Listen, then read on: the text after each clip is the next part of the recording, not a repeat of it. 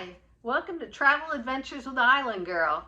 Well, I've been doing the 7 World Summits for the last few years, and now it's time to do Mt Elbrus, which is located in Russia. It's in the Caucasus Mountains of southern Russia, and I'm going to walk you guys through how to get how to go through the visa process to get your visa for Russia, and how to pack, what gear I'm bringing, and pretty much everything. Let's start out. Mt Elbrus, located in the Caucasus Mountains of southern Russia, northern Turkey, and it's 18,510 feet. And I'm going to be going in August, so mid-August, and it's still really cold there. Lots and lots of wind, lots of snow. It's not a walk in the park.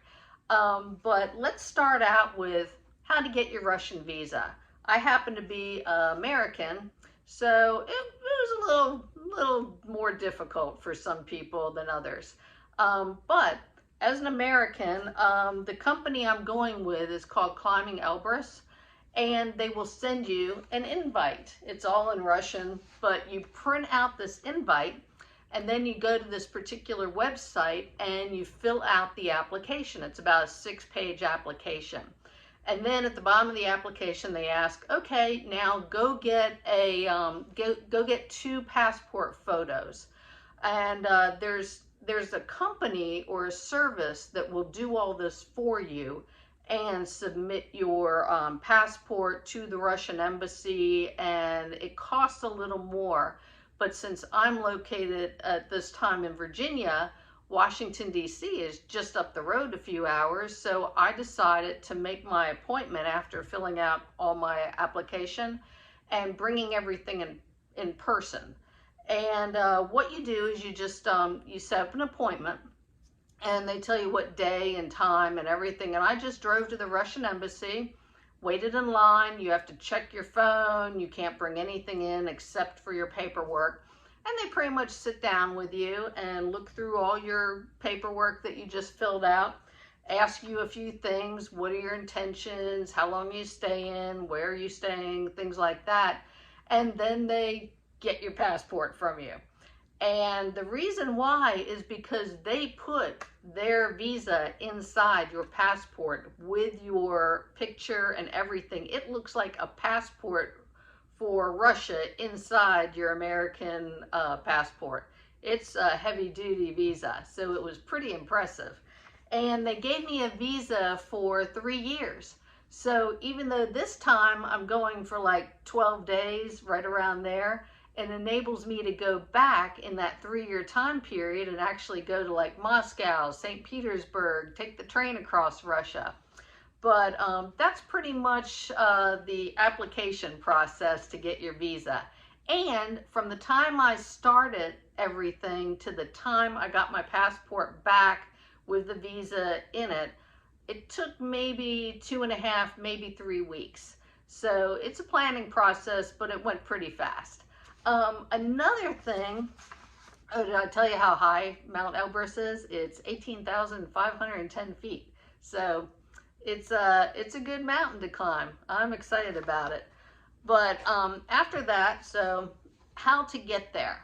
I normally fly Delta, and it was pretty easy to at least get to Georgia. So I'm leaving out of Virginia, flying over to Europe, I think Charles de Gaulle, and then from France, I'm flying into Georgia, Tbilisi, Georgia, or Tbilisi, I'm not sure of the pronunciation.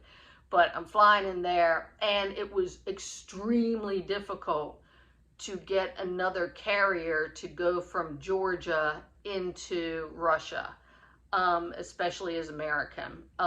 They had flights, but some of the flights were like on every other full moon, on every other Tuesday in months ending in R. I mean, it was crazy to get a flight that looked reliable, and I needed something reliable to get there on a certain day.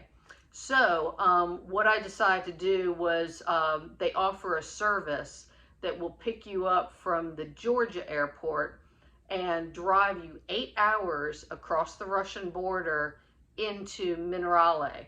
and that is the other airport that is at the base of the Caucus Mountains, and that's where a lot of other people were flying into.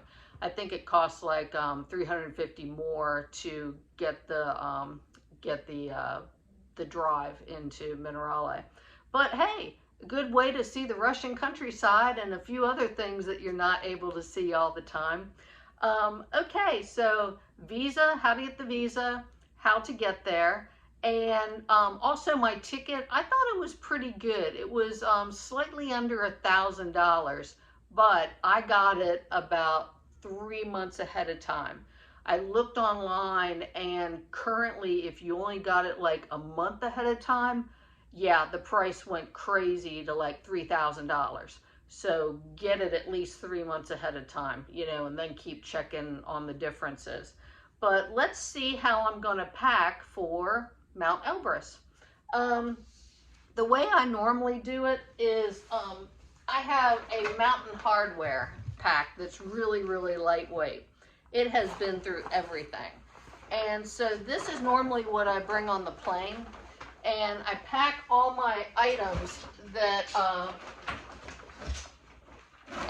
all the expensive items that I don't want to lose. I keep them with me all the time. And then in another small duffel, I have a lock on it that TSA can get in, and in this duffel is the duffel I check. And I put all the like sharp things, all the things that you can't bring on a plane, which is quite a few things that I have to bring this time. But let's see what I'm going to bring into my checked luggage, the one that stays with me all the time. Let's start out with the thing I don't want to lose at all is my boots, okay? I'm bringing my Olympus Mons, and I've had these for about 3 years. So these are like my summit boots, your triple, really, really cold weather boots. And I'm bringing these, and you can usually like stuff your favorite socks, underwear, whatever in these, so it'll take up some room. But these are the first things I put into the bag because they're the most important. Don't want to lose these, keep them with me all the time. And second pair of boots I bring is these, the Scarpa Mont Blancs. And these are double, but I wore these on Mont Blanc, and through the snow, they are equipped to have crampons on them. And both these boots take crampons, and these are all broken in. They feel really comfortable, so I could use these as the hiking boots too in the lowlands and just starting out. Then I'm still not sure whether I'm going to take my other just plain hiking boots, my Las Sportivas. These are comfortable. I'm probably just going to wear these for day use and when I first get there and stuff. But these are pretty good. So these are what I'm going to pack. Then gloves, very important. I'm going to pack these inside my boots. So I think these are called the Guide by Black Diamond, Guide gloves. But these are pretty good. I've totally broken these in. And for other gloves, I like my other brand that I really like a lot of for, you know, base wear and things like that is Smartwool. Also, let me just say, I'm not sponsored by anybody. Nobody's paying me to say what brands I like or what brands I don't like or buy this. This is just tried and true stuff, things that have held up, you know, over the years of just being harsh on all my gear. So I have my little liner gloves, and I like to bring some fleece or not fleece, down mittens. These are really comfortable, and I'll wear these inside of here or switch them out for these guys. And usually you're pretty warm with these. Okay, so all these irreplaceable at the moment's notice, so I stick these in with my checked luggage. Also, another important thing, I always bring tons of socks. Oh my gosh, I'm gonna switch socks like twice a day. I'll have socks, and again, Smart Wool, that's my favorite brand for sock. And I usually have some that are really, really thick and soft and fluffy, and merino wool is the best. I even wear merino wool underwear and merino wool base layers, everything. And you can wear merino wool sometimes like 9-10 days straight and it's not going to smell. It's so nice. It wicks away the sweat. Other people, you'll just be like, what is that smell? Oh my gosh. Meanwhile, you're sitting here in merino wool and you're like, I don't smell anything. Nobody else, yeah, it's great. Yeah, so merino wool is the way to go. You can wear it multiple days and not have to worry about anything. So let's go with, I always pack a couple base layers in the main like carry-on, just in case luggage gets lost, you have your base layers. But what I'm bringing this time, I'm going to bring 2 sets of base layer. One is really, really thin, okay, with the top and the pants that go with it. And then one is really, really thick, okay. Again, the pants and the top. And so those are my base layers first. Then I'm all about comfort. So over the base layer, I like to wear something that has, you know, where you can get wet and it just wicks away everything. And then over, let's see, yeah, right here. So it's a little thicker on the inside. These pants, snaps, adjustable, pockets. I mean, I could go skiing in these pretty much, but they're not ski pants. You want pants that have like either full zippers or zippers to make them come off your boots easier. And then I also bring a shell with me. Okay, shell that zippers all the way down so that you can take them off. Okay, or in case anything happens that you can, you know, get them off real quick. So shell pants. You also want shell jacket as well. Okay, whether you just want to put it on for wind or what. So these are also things that I put in carry-on. And of course, I like extras as well. I do a lot of extra stuff, you know, and the way I pack is I just roll it up really, really tight, stuff it down my boots, see how much I can do, and I do layers. So, for instance, the way I'm gonna dress, like say the first day, okay, I usually go short sleeve first. This is merino wool, okay. Then over top of that, I'm gonna do like this next layer. This happens to be a Patagonia fleece that's over top of that. Then on top of that, where is it? Right here. I'm gonna go with just like a baffled little down jacket, hooded of course. And ahead of time, what I do is I put tissues, baby wipes, things like that, some sunscreen, little snack. I put everything I think I'm gonna need in my pockets ahead of time so that like day of, or if you're in a hurry or anything, you don't have to go, where is that? Where is that? You know, so that you know that the jackets you're gonna be wearing, you have all your stuff in the pockets already. And I even bring multiple lights, you know, and make sure all your batteries are charged ahead of time. I bring these with me also into your pack. Also, a couple little snacks is what I'm bringing. I'm bringing 3 carabiners, not in a sender, that's just attached to it, but we'll need 3 carabiners. I prefer the locking ones, you know, they're pretty versatile.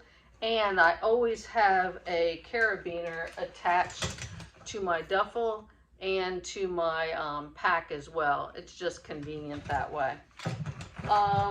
Since we're going to be doing some alpine skills, I have to break in, I'm still breaking in some of my harnesses. I recently did Karsten's Pyramid in Papua, and I totally ripped and messed up my harness. I had a Coular. I think it was Black Diamond.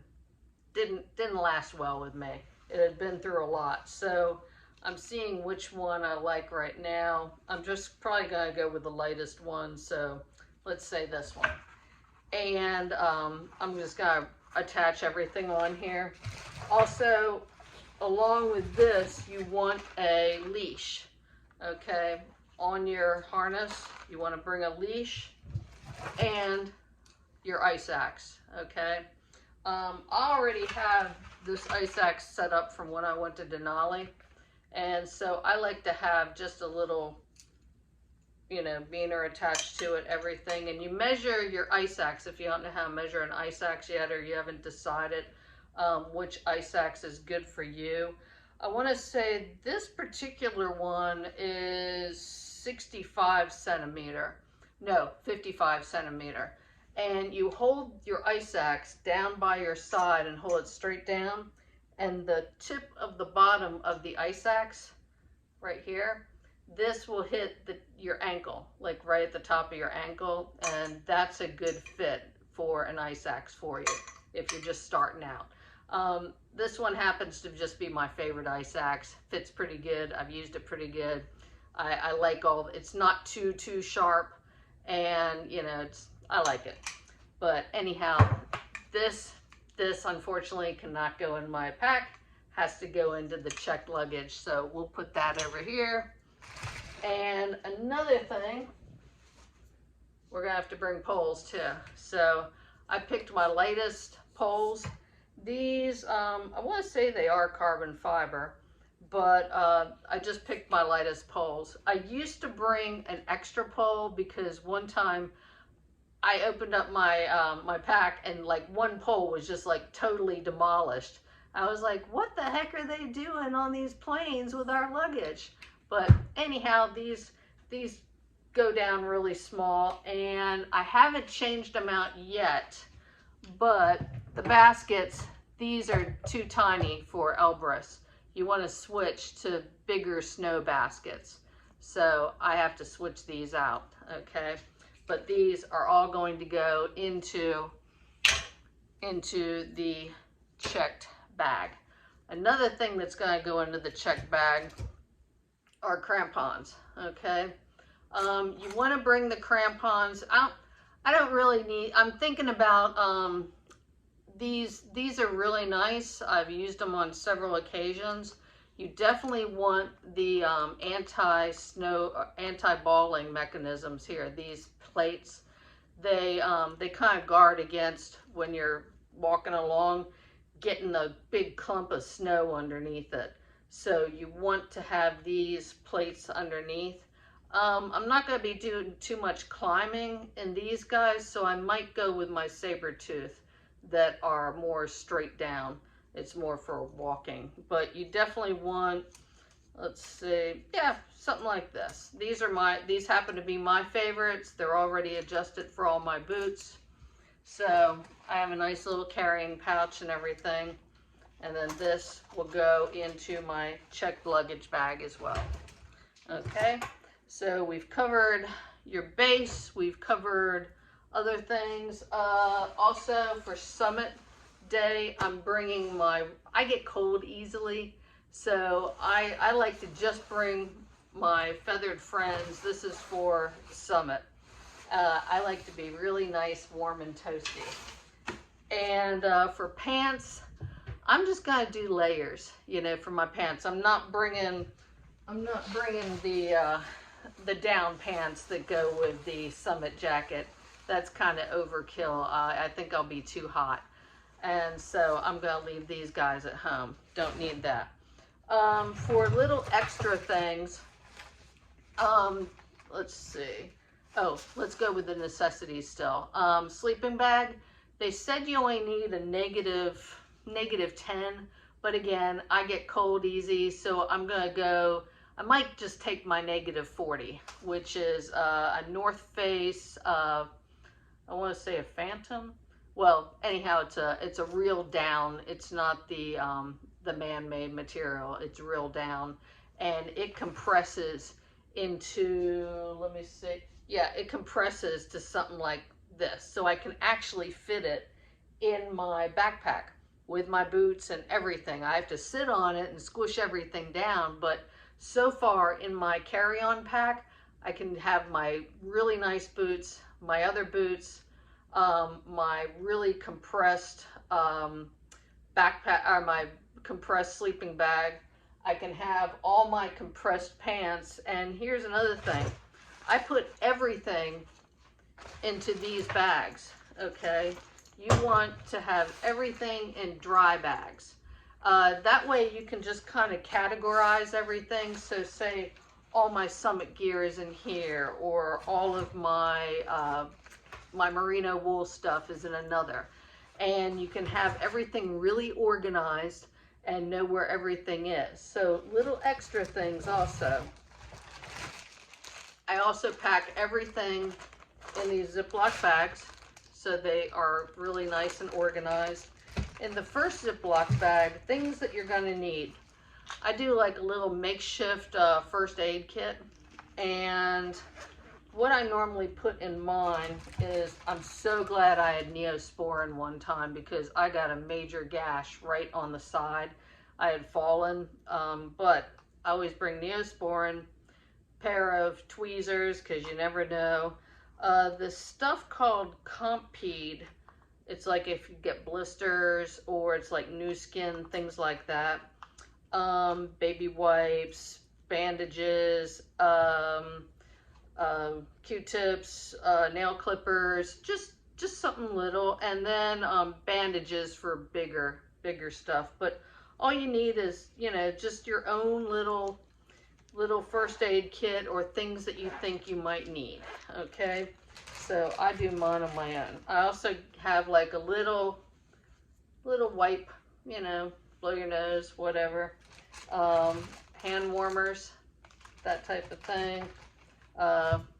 Little alcohol, like anti-hand sanitizer, stuff like that. Sunscreen. I put this all over my face. I put it on my hands. I put it everywhere. Sunscreen, very important. Oh yeah, Old Spice, or some, I always go with Guy's antiperspirant or deodorant, just because I like the smells, but it's bigger, and they seem to work really good. And yeah, and they're just, you know, the women, I don't want to smell like a powder puff or anything. Also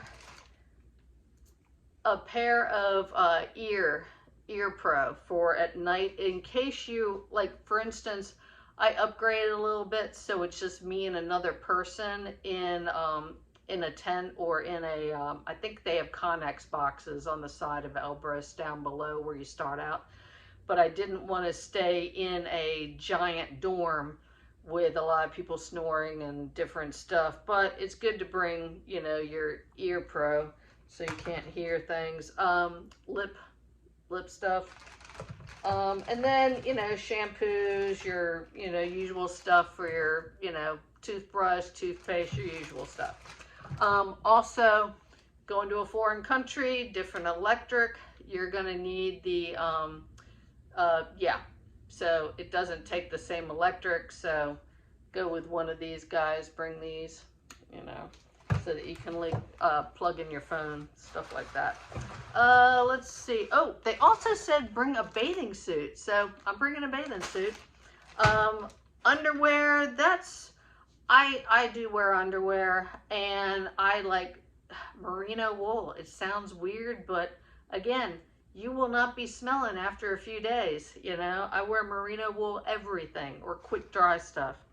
Also, what I'm going to be using as my face covering and head covering and things like that. I know it might get really, really windy, really cold. So I will wear these guys, a buff, you know, we have lots of buffs, and of course your usual hat. And I have hoods on like every single one of my jackets. So I'm covered for, you know, covering your neck, covering your face. Also glasses. You want the, I think it's called Spectron 4, the highest one for glacier, for snow and glacier activity. And I'm bringing 2 pairs of glasses. They're both the Spec 4, but the first one, the brand is Julbo. You know, these things, I've had them squished, everything, but they work great. These are usually my sunglasses, but my glacier glasses and ones that are a little nicer with the little side, you know, so that you don't get the glare from the side, are these guys. These are what I'm bringing, but they're pretty comfortable. Also, one of the last but not least, again, you're going to need goggles, and a helmet, okay? You want a helmet that's pretty comfortable. I used to have a helmet, I used to wear my helmet that you wear during skiing, but it was a little too bulky. I wanted something a little lightweight, you know, that will fit over top of my hat and everything. Something real comfortable. Let's see, what else?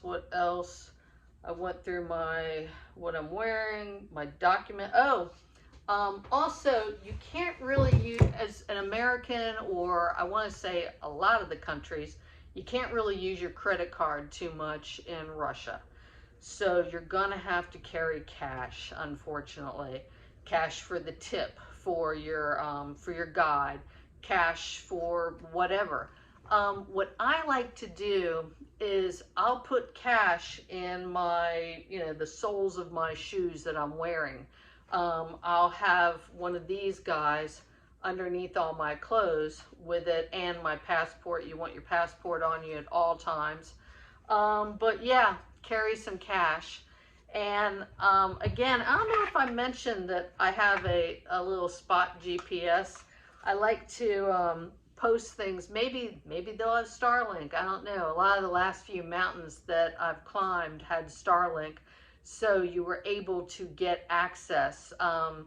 Whereas I don't think Russia has like Facebook and all the usual stuff that we're used to. But let's see, what else? Oh yeah, so for eating, things like that, they asked us to bring, yes, your water bottles. I like to bring a big water bottle. I also will bring this water bottle, and I have like a sleeve that fits over it that has a lid on it and a little zipper. And I bring that and just attach it to my pack so it won't freeze the water. It's like a thermal, you know, insulator for your water. They also said bring a thermos. So I guess it's so that they can put hot food or whatever. And for eating, I just got one of these collapsible bowls. Folds up into like nothing. And I also brought a little mug with me as well. I think I pretty much have everything. Socks, oh, don't forget your tableware. I just eat everything with a spoon. I cut down a spoon. Let's see, fleece jacket, light pants, tableware, duffel. Oh, yes. So this, you need a sleeping pad. So this one is really, really lightweight. It's a Nemo Tensor. So you don't need to, you just kind of open it up and push it a couple times and all this air goes into it. And same thing, you just unplug it, roll it up. It's really easy to pack on stuff. I pretty much covered everything. Yeah, everything I'm bringing. So if you have any questions, just write me on the YouTube channel. And this has been Travel Adventures with the Island Girl. I'm going to Mount Elbrus, and as I go through, I'll also post, you know, how everything's going. I'm so excited. This is August, so mid-August I'm going. See you on the summit.